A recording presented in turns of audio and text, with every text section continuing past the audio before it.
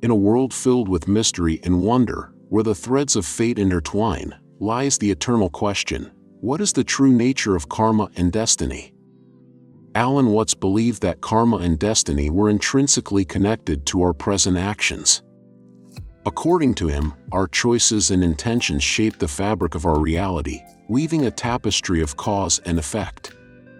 Saint Germain, a renowned mystic and alchemist, taught that karma and destiny are not confined to a single lifetime. He posited the existence of a cosmic web, where our actions reverberate across time and space, shaping our journey through multiple incarnations. But what's Basar's take on karma? Is it similar to these masters? Let's have a listen to this excerpt from one of his lectures and let me know your takeaway in the comments section below. Karma, from our point of view, is completely self-imposed and is really simply the idea of balance, of the recognition that if you do one thing, for the spirit in a sense to be balanced, it must then do something else that represents that balancing act, that balancing energy. Does that make sense? It's not a punishment issue. Nevertheless, it is a balancing act. The idea of fate and free will are tied together, or destiny and free will, if you wish, are tied together in this way from our point of view. There are certain levels of your consciousness that see things in certain ways, differently than other levels of your consciousness might. On a higher level, what you might call a higher frequency plane, the spiritual level, you may choose things, for example, that you will experience in physical reality. Let's say you're about to choose a physical life. You may choose to explore certain themes, so that when you are born into that life, those themes will keep cropping up and will appear to be something connected to fate or destiny, because they keep happening and there doesn't seem to be much you can do about the fact that those themes keep cropping up. But because they keep cropping up, what it's doing is giving you the opportunity to use your free will in the physical reality to decide how you will engage with that theme, what you will learn from that theme, how you will explore that theme. So destiny and free will actually work hand in hand together to create an experience for the soul. Then based on that experience, the soul, the spirit, will take that experience and decide how it factors into its overall adventure or experience of growth, and the next thing it decides to do will in some way, shape, or form enhance or balance out what was just experienced, and that's where karma comes in. Well, it depends on how willing you are, in a sense, to experience what kind of theme you thought was necessary to explore.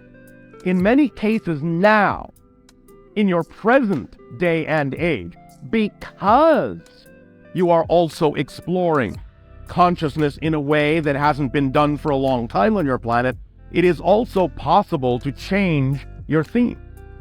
That's one of the experiences you can have. You can set yourself up, so to speak, with an initial theme, but the initial theme might be to find out what that theme is and change it. Because now you're coming into awareness and awakening.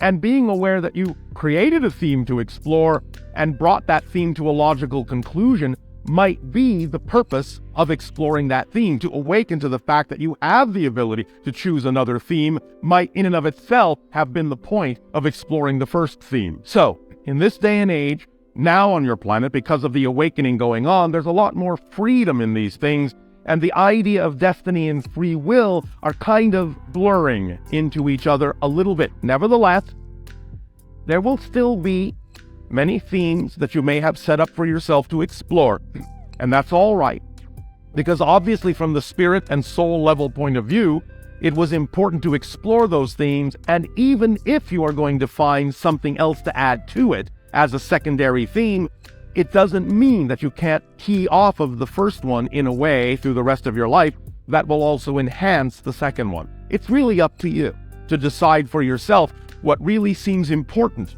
as information that you need.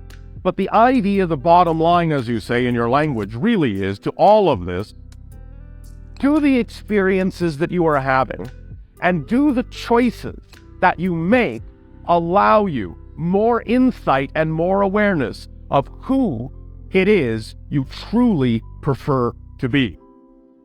Of your natural self, the self that was in that sense and is truly more of a reflection of the infinite.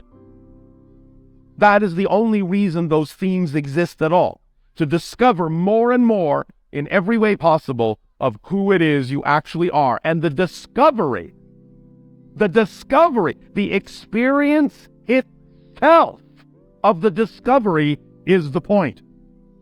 Sometimes it's not even what you discover, the experience of the discovery is the point. Because we hear people on your planet all the time talk about, well, what's real? What's real? Well, this is real, this is not real. Is reality real? I don't know. The only thing really in your physical world that is real is the experience of the reality, not the reality itself. The reality itself, in a sense, to use your modern vernacular, is a kind of virtual projection to give you an experience, and it is the experience that's real. Because it's the experience that you add to your energy, to your frequency, to uplift, to grow, to expand, to learn. It's the experience that does that.